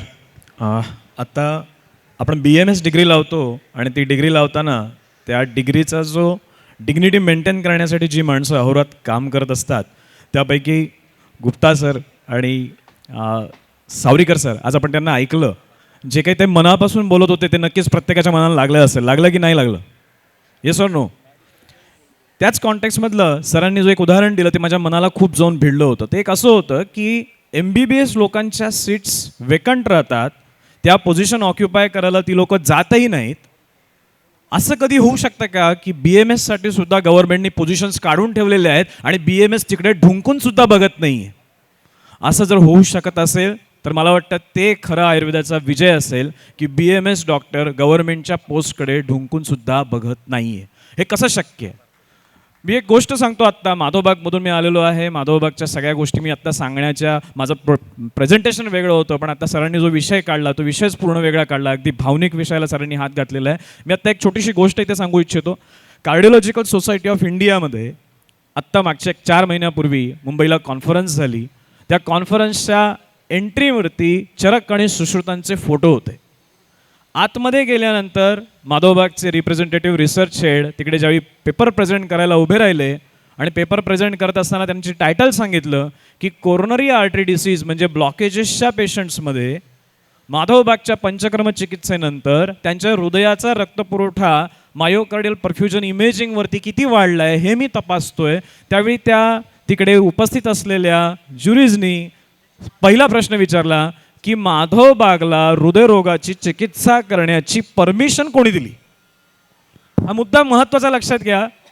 बाहेर जो फोटो लावलेला आहे तो फोटो लावलेला आहे चरक आणि सुश्रुताचा, आणि आत गेल्यानंतर प्रश्न विचारला जातोय की हृदयरोगावरती तुम्ही जे काही रिसर्च करताय, जे काही चिकित्सा करताय, याची परमिशन तुम्हाला कोणी दिलेली आहे. सेम थिंग मागच्या काही महिन्यांमध्ये रिपीट झाली. चेलाराम डायबेटिक इन्स्टिट्यूट तुम्हाला जर माहिती असेल पुण्यामधलं, त्या पुण्यातल्या इन्स्टिट्यूटमध्ये दिवसभरामध्ये सगळे पेपर्स एकाच गोष्टीवर होते की पेशंटच्या डायबेटीज त्याला असताना वेगवेगळ्या गोळ्यांनी कशी त्याची रक्तातली साखर नियंत्रणात आणता येईल ह्या विषयाचे. आणि त्याच कॉन्फरन्समध्ये माधवबागचा एक रिसर्च पेपर होता की ॲलोपॅथीची औषधं बंद करत त्याचा डायबिटीज पूर्णपणे रिव्हर्स कसा करता येईल असा साधारणपणे 103 सॅम्पल साईज असलेला पेपर माधवबाग प्रेझेंट करत होतं. त्यावेळी सेम रिॲक्शन आली की इथे ॲलोपॅथीमध्ये डायबिटीज हा जन्मभर टिकणारा रोग आहे आणि त्यासाठी प्रोग्रेसिव्हली औषधांची गरज वाढत जाते असं आपण म्हणतोय. आणि तिथे माधवबाग म्हणतोय की आयुर्वेदाचा जर वापर केला, दिनचर्येचा वापर केला, आयुर्वेदात सांगितलेले बेसिक सिद्धांत जे काही आपण म्हणतो किंवा मला एकतर ब्रूहण करायचं किंवा लंघन करायचं आणि त्यानुसार मी चिकित्सा करत जातो, त्यावेळी मला रिझल्ट्स मिळतात आणि मधुमेहातून डायबिटीज पेशंट मुक्त होतो, असं ज्यावेळी आपण म्हणतो त्यावेळी आधुनिक शास्त्रातली लोक आपल्यावरती प्रश्न उचलतात. मग हे प्रश्न निर्माण झाल्यानंतर त्याची उत्तरं कुठून द्यायची. माधवबागनी याचाच विचार केला, याचाच अभ्यास केला आणि पहिला पेपर माधवबागनी पब्लिश केला होता लॅन्सेट जर्नलमध्ये, की जिथे आपण सांगून दिलं किंवा दाखवलं की हृदयाची कार्यक्षमता आयुर्वेदिक पंचकर्म चिकित्सांचा वापर करून निश्चितपणे वाढवता येते. मग तिथे आम्हाला पुढचा प्रश्न विचारला गेला की तुम्ही हृदयाची कार्यक्षमता वाढवताय, कशावर तपासली. तर ती आम्ही VO2 max या ॲलोपॅथीच्या एका पॅरामीटरवरती तपासली. म्हणजे VO2 max आयुर्वेदात आहे का. तिथे पुढचा आमचा भाग होता की हो निश्चितच आहे. आयुर्वेदामध्ये दशविध परीक्षा सांगितलेली आहे, दुष्यम देशम बलम कालम मनलम प्रकृतीम वया. त्यातला जो बल परीक्षण आहे ते बलम व्यायामेनं परीक्षेत सांगितलं आहे. मग बलम व्यायामाने परीक्षायचं म्हणजे स्ट्रेस टेस्ट केली पाहिजे की नको मित्रांनो, काय वाटतंय. जर मला बल परीक्षा करायची आहे, व्यायामातून बल परीक्षा करता येते, तर मला स्ट्रेस टेस्ट करणं गरजेचं आहे. आयुर्वेदात ते सांगितलेलं आहे. माधवबागनी पहिला पेपर लॅन्सेटमध्ये हा पब्लिश केला की ज्याच्यात सांगितलं आम्ही की VO2 max म्हणजे हृदयाची कार्यक्षमता माधवबागच्या चिकित्सेने निश्चितपणे वाढते. तिथे आम्हाला प्रश्न विचारले गेले की तुमचे जे काही ट्रायल आहे हे रेट्रोस्पेक्टिव्ह आहे, म्हणजे काय, तुमच्याकडे जो डेटा आला त्याच डेटाला तुम्ही प्रेझेंट करताय, त्याला काही कंट्रोल ग्रुप नाही आहे, त्याला काही रँडमायझेशन नाही आहे. दुसरा प्रश्न आला की तुमच्या ट्रीटमेंटने हृदयाची कार्यक्षमता किंवा पंपिंग पॉवर किती वाढतं, इजेक्शन फ्रॅक्शन किती वाढतं. माधवबागनी या दोन्ही प्रश्नांना पॉझिटिव्हली घेतलं आणि परत नवीन रिसर्च चालू केला. तो रिसर्च असा होता की हृदयाची पंपिंग क्षमता, ज्याला इजेक्शन फ्रॅक्शन म्हणतात, तो इजेक्शन फ्रॅक्शन आयुर्वेदिक पंचकर्मांनी किती वाढतो याच्या तपासण्या चालू केल्या. 133 पेशंटवरती हा ट्रायल पूर्ण झाला आणि त्याचा आउटकम होतं की माधवबागच्या ट्रीटमेंटने जवळपास 90 दिवसांमध्ये इजेक्शन फ्रॅक्शनमध्ये 6% ग्रोथ होते, जी स्टॅटिस्टिकली खूप सिग्निफिकंट होती. दुसरा विजय, तो पेपर पब्लिश केला कुठे, भारतातल्या जर्नलमध्ये नाही, तो पेपर पब्लिश केला डायरेक्टली BJMमध्ये, ब्रिटिश मेडिकल जर्नलमध्ये. ब्रिटिश मेडिकल जर्नलमध्ये तो पेपर पब्लिश झाला. तिथे नवीन प्रश्न समोर उभा केला त्यांनी की तुमच्या ट्रीटमेंटची लॉंग टर्म सर्वायवल रेट काय, किंवा तुमचे पेशंट जिवंत राहतात का, लॉंग टर्म सर्वायवल किती आहे. परत आम्ही आलो, परत अभ्यासाला लागलो, परत रिसर्च चालू केला. 3 वर्ष पेशंटचे फॉलोअप घेतले. 3 वर्ष पेशंटचे फॉलोअप घेतल्यानंतर आम्ही तपासलं की आमच्या पेशंटमधला सर्वायवल रेट किती आहे. आम्हाला मिळालं एन्जिओप्लास्टीनी जो 3 वर्षाचा सर्वायवल आहे तो आहे 73%. बायपास केली तर सर्वायवल रेट आहे 63%. आणि माधवबागच्या जे काही पेशंटचा सर्वायवल रेट आम्ही चेक केला तो आम्हाला मिळाला 85.23%. हे जो काही विजय आहे, मला वाटतं मगाशी मी सरांचं जे उदाहरण मी पकडलं होतं की समाजाने आपल्याला स्थान दिलं पाहिजे, गव्हर्नमेंटनी देणं न देणं हे सोडून देऊया. फर्स्ट लाईन ट्रीटमेंट जर व्हायचं असेल तर आपल्याला पुढे येऊन ॲग्रेसिव्हली आयुर्वेदात जे सांगितलेलं आहे ते तसंच्या तसं वापरायचं आणि त्याची तपासणी करायची आधुनिक शास्त्राच्या तपासण्यांवरती. हे जर आपण करू शकलो तर निश्चितपणे ज्या पद्धतीने माधवबाग पुढे गेले, आज 200 सेंटर्स महाराष्ट्र, मध्य प्रदेश, गुजरात, उत्तर प्रदेश, कर्नाटक, गोवा या सगळ्या राज्यांमध्ये आहेत. 350हून अधिक डॉक्टर्स आहेत. अधिक महत्त्वाची गोष्ट सांगायची झाली तर महाराष्ट्र हेल्थ युनिव्हर्सिटीमध्ये जी माधवबागची प्रिव्हेंटिव्ह कार्डिओलॉजीची चेअर आहे, त्या चेअरचे प्रोफेसर स्वतः जगदीश हिरेमठाचे ॲलोपॅथीचे इंटरव्हेन्शनल कार्डिओलॉजिस्ट आहेत. हे का घडतं? तुम्हाला ॲलोपॅथीचे लोकंसुद्धा सॅल्यूट करायला लागतील, पण कधी करायला लागतील? ज्यावेळी आपण आपलं काम सिन्सिअरिटीनी, सिरियसनेसनी, एका स्ट्रक्चर्ड वेनी समाजासमोर घेऊन येऊ. मग अशी सरांनी जो मुद्दा सांगत होते तो मला वाटतं हाच होता की आपल्या सगळ्यांना एकत्र येऊन काम करण्याची गरज आहे. माधवबाग तेच करत आहे. पुढचे आम्ही पेपर्स पब्लिश करत गेलो. त्यातला सगळ्यात महत्त्वाचा पेपर होता की ज्याच्यामध्ये आम्ही हे दाखवून देत होतो की ब्लॉकेजेसचं प्रमाण कमी होऊ शकतं का. ज्यावेळी एखाद्या पेशंटला म्हणलं होतं की तुझ्या हृदयामध्ये 99% ब्लॉकेजेस आहेत, तर मग त्या 99% ब्लॉकेजेसला आपल्याला कमी करता येईल का? आयुर्वेदाचा सिद्धांत सरळ साधा आहे, लंघन आणि बृहण. मग निश्चितच जर आपण दीपन, पाचन, क्षुत, त्रोट, आतप, मारुतसेवन, व्यायाम आणि पंचकर्म चिकित्सांचा वापर केला तर शरीरातली चरबी निघणार. चरबी निघणार म्हणजे स्त्रोतसांमधली चरबी निघणार, म्हणजे ब्लॉकेजेस कमी होणार. या एका सिद्धांतावर विश्वास ठेवून आम्ही एक अतिशय महत्त्वाकांक्षी ट्रायल सुरू केला आहे, ज्या ट्रायलमध्ये कोरोनरी आर्टरीमध्ये एन्जिओग्राफी केल्यानंतर आतमध्ये एक छोटासा प्रोब घातला जातो आणि तो प्रोब घालून आतमध्ये त्या ब्लॉकेजेसची सोनोग्राफी केली जाते. ही तपासणी साधारणपणे लाखभर रुपयाची असते, ज्याला आयवस असं म्हणलं जातं. मला आनंद होतोय की जे प्रायमरी रिझल्ट्स समोर येत आहेत ते प्रायमरी रिझल्ट्स असं सांगतायत की कंट्रोल ग्रुपमध्ये, की ज्यांच्यामध्ये कुठलीही ट्रीटमेंट आपण दिलेली नव्हती, अशांमध्ये ब्लॉकेजेसचं प्रमाण 3 महिन्यानंतर वाढलेलं मिळालं. तिथेच माधवबागच्या चिकित्सा ज्या आयुर्वेदिक सिद्धांतांवर अवलंबून आहेत, अशा चिकित्सा ज्यावेळी आपण रुग्णांवर केल्या त्यावेळी त्या पेशंटचे ब्लॉकेजेस कमी होताना आढळले. मला वाटतं खूप मोठा विजय आहे, याचं खूप मोठं महत्त्व आहे. माधवबाग याच सिद्धांतांना धरून आहे. आणि जो सर मगाशी सांगत होते सावरीकरांनी, एक महत्त्वाचा विषय सरांनी सांगितलेला होता की शास्त्र फक्त माधवबागकडे आहे. मग एका नवीन BMS डॉक्टरचं काय? त्यांनी काय करावं? त्यांनी कसं पुढे जावं? त्यांनी कसं त्याच्या एरियामध्ये प्रसिद्ध व्हावं? त्यांनी कसं त्याच्या एरियामध्ये स्टँडअप व्हावं? याचा विचारसुद्धा माधवबाग करत आहे. आणि ह्याच उद्देशाने माधवबागनी 2025चे गाईडलाईन बनवलेले आहेत. आमची विजन सेट केलेली आहे. जवळपास 1000 क्लिनिक पूर्ण भारतभरामध्ये, जवळपास 5000 OPDs पूर्ण भारतभरामध्ये. आणि या 5000 OPDsमध्ये रूरल किंवा ग्रामीण भागातली BMS डॉक्टरची क्षमता, ताकद वाढवायची. आपले BMS डॉक्टर ग्रामीण भागामधून येतात, शिकतात आणि नंतर परत कुठे स्थायिक व्हायचा प्रयत्न करतात, मुंबई किंवा पुणे. पण एक लक्षात घ्या, तुमच्या गावात सुद्धा भरपूर पैसा आहे, तुमच्या गावात सुद्धा भरपूर आजारी रुग्ण आहेत ज्यांना आयुर्वेदाची गरज आहे. आणि याच ध्येयासाठी, याच टार्गेटला धरून ग्रामीण भागामध्ये सुद्धा आयुर्वेद पोचवायचं आहे. तो शेतकरी आहे, ज्या शेतकऱ्याला ब्लॉकेजेस झालेले आहेत तो शेतकरी तिकडून उठणारे आणि पुण्याला येऊन एन्जिओप्लास्टी करून घेणारे. ग्रामीण भागातला आपला वैद्य तिकडे बसलेला आहे, त्या वैद्यानीच त्या पेशंटची ट्रीटमेंट केली पाहिजे, त्या वैद्यानीच त्या पेशंटला ब्लॉकेजेसमधून बाहेर काढलं पाहिजे, त्या वैद्यानीच त्याचा डायबिटीस पूर्णपणे बरा केला पाहिजे. ह्या ध्येयाला अनुसरून माधवबागनी फ्रँचायझी सिस्टीम, डॉक्टरांना जोडून घेऊन वेगवेगळ्या पद्धतीने डॉक्टरांना एज्युकेट करत जाण्याची एक सिस्टीम तयार केलेली आहे. मी आता एक महत्त्वाचा मुद्दा सांगतो. ट्रान्सफॉर्मेशन गरजेचं आहे. ट्रान्सफॉर्मेशन म्हणजे काय? मी जे आहे आत्ता, ज्या पद्धतीत मी आज जगतोय त्याच्यापेक्षा वेगळी स्थिती निर्माण करायची असेल तर माझ्यात पहिल्यांदा बदल घडला पाहिजे समाजापेक्षा. दुसऱ्यांनी काय करायचं आहे नंतर ठरवूया, आपण काय करता येईल ह्याचा पहिले विचार करूया. आणि याचा जर प्रत्येक आयुर्वेदिक डॉक्टरने विचार केला तर निश्चितच ते ट्रान्सफॉर्मेशन घडू शकतं. एक छोटासा एक हिंदी वाक्य आहे किंवा कविता आहे, हो गई है पीर पर्वत सी पिघलनी चाहिए, इस हिमालय से कोई गंगा निकलनी चाहिए. आज यह दीवार परतों की तरह हिलने लगी, शर्त लेकिन थी की बुनियाद हिलनी चाहिए. मुद्दा लक्षात घ्या, आपल्याला इतकं पुढे जायचं आहे की Ayurveda first line of therapy व्हायला हवा. आज कोणालाही आजार झाला की पहिले नाव कोणाचं येतं? आयुर्वेद का ॲलोपॅथी? आज नाव पहिलं ॲलोपॅथीचं येतं. आपले घरचे सुद्धा पहिल्या ॲलोपॅथीचा स्वीकार करतात. इतकं काम करायचं आहे की Ayurveda first line of therapy होईल. सिर्फ बुनियाद हिलनी चाहिए, म्हणजे बेसिक फंडामेंटल्सच हल्ले पाहिजेत. मेरे सीने में नहीं तो तेरे सीने में सही है कहीं भी आग, लेकिन आग जलनी चाहिए, इस हिमालय से कोई गंगा निकलनी चाहिए. धन्यवाद सर.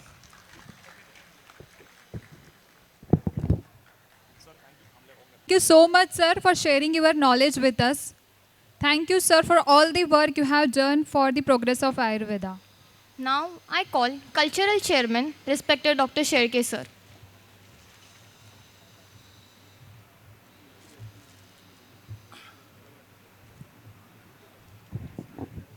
सर्वप्रथम मी प्रभू रामचंद्रांचे आभार मानतो की ज्यांच्या असीम कृपेमुळे आजचा मंगलमय दिवस आपण सर्वांनी बघितलेला आहे. आजचा खरं दिवस जो आहे तो खरंच आनंदाचा अतिशय मोठा क्षण आहे. आज डीन साहेब त्यांना काही काम होतं म्हणून ते निघून गेले, परंतु प्रथमतः आपल्या या कार्यक्रमाचे अध्यक्ष माननीय अधिष्ठाता डीन सर कमिटी बॅचबद्दल विद्यार्थ्यांबद्दल अतिशय आत्मीयतेनं बोललेत. त्याचा मला इतका आनंद झाला की बाप रे, की खरंच की माणसाचा दृष्टिकोन कसा बदलू शकतो. की जे सर या बॅचकडे किंवा नको बा हे काय करतात, नेहमी असे कार्यक्रम करत राहतात, पण त्याच विद्यार्थ्यांची त्यांनी अतिशय चांगली बाजू, चांगलं मन त्यांचं ओळखलं त्याबद्दल आणि विशेषतः त्यांनी त्यांचं कौतुकसुद्धा केलं या कमिटी बॅचचं. त्याबद्दल मी त्या अधिष्ठाता महोदयांचे, आपल्या अध्यक्षांचे मनापासून आभार मानतो. आणि सर्वात आजची महत्त्वाची गोष्ट म्हणजे आजच्या कार्यक्रमाला आपल्याला 3 जण लाभले होते. एक माननीय आजचे अतिथी MCIMचे अध्यक्ष आशुतोष गुप्ताजी, नंतर आयुर्वेद मंत्रालयाचे सल्लागार डॉक्टर श्रीराम सावरीकर आणि आयुष संचालक डॉक्टर कोहली सर, असे 3 दिग्गज आजच्या या कार्यक्रमाची शोभा वाढवणार होते. त्यात कोहली सरांना लवकर काहीतरी काम होतून ते निघून गेले. एक तर ते फार प्रॉम्प्ट आहेत, 8:30 बजे आणि 8:30 बजे, मैं 9:30 बजे तक ठहरूंगा फिर चला जाऊंगा, आणि ते खरंच तसे 9:30 वाजता निघून गेले.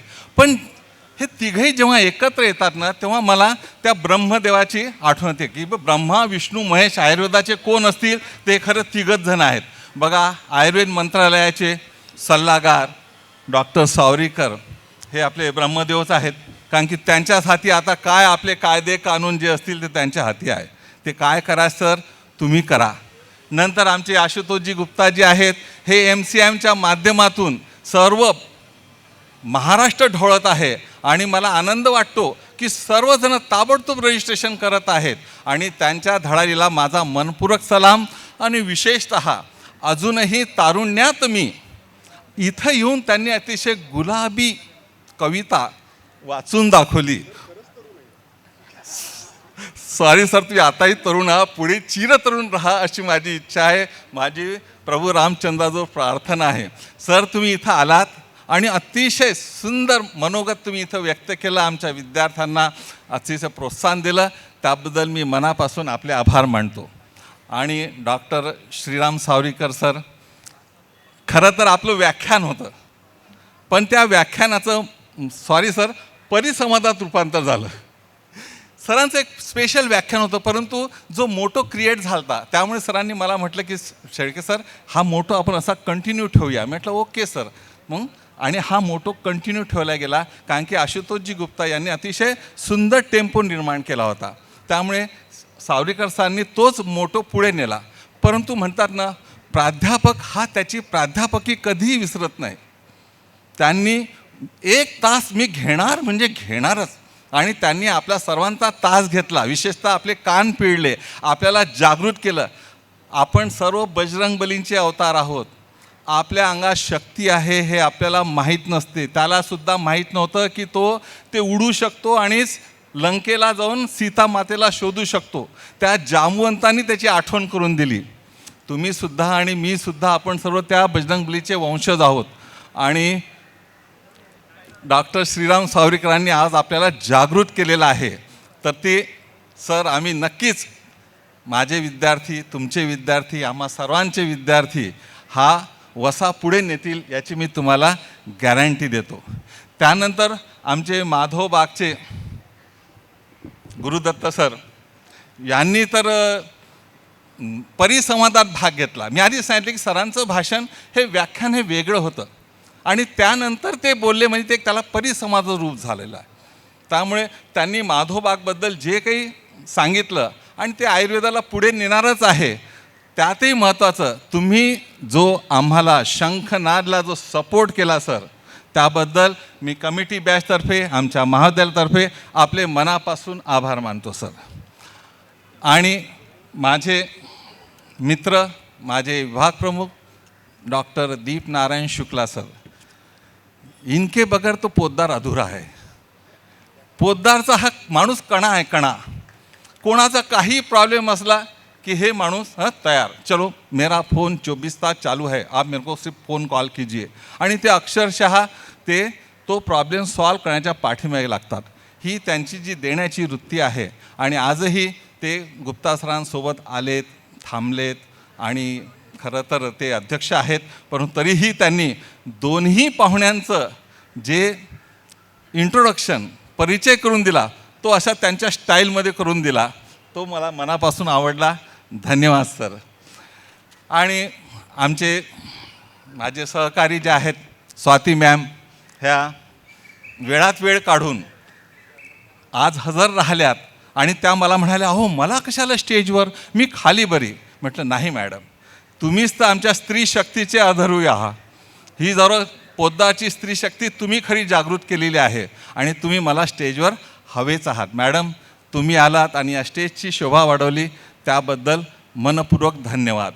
नंतर आमचे शिवराज काळे जे GS आहेत, त्यांच्यासोबतची संपूर्ण टीम, हे संपूर्ण जे स्पॉन्सर्स आहेत ज्यांनी ह्या शंखनाची शोभा वाढवलेली आहे, तसेच माझे समोर बसलेले माझे सर्व अध्यापक वृंद, माझे हॉस्पिटलचे, नंतर कॉलेजचे कर्मचारी वृंद, या सर्वांचे मी मनापासून आभार मानतो. कुणाचे आभार मानण्याचे राहिले असेल तर ती व्यक्तिशः माझी चूक आहे, संस्थेची नाही, हे कृपया ध्यानात घ्यावे. यानंतर हा उद्घाटनाचा कार्यक्रम होता आणि त्याचं हे आभार प्रदर्शन होतं, परंतु कार्यक्रम हा पुढे चालूच राहील आहे.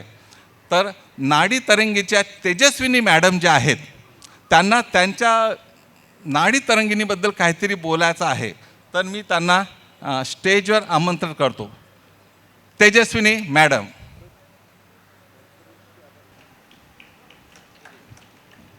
पुन्हा एकदा सर्वांचे आभार.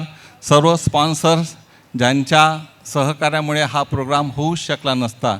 विद्यार्थ्यांनी मेहनत घेतली आणि सेनापतींचे नाव होत असते, असं म्हणतात की बा सैनिक लढतो आणि सेनापतीचे नाव होतो, तसं पोद्दार महाविद्यालयाचे नाव होते. परंतु खरंच शिवराज काळे यांचं जेवढं कौतुक करा तेवढं कमीच आहे. आणि त्याच्यासोबत असणारे सर्व विद्यार्थी, ही जी एकी आहे ही शेवटपर्यंत टिकून ठेवा, ही नम्र विनंती.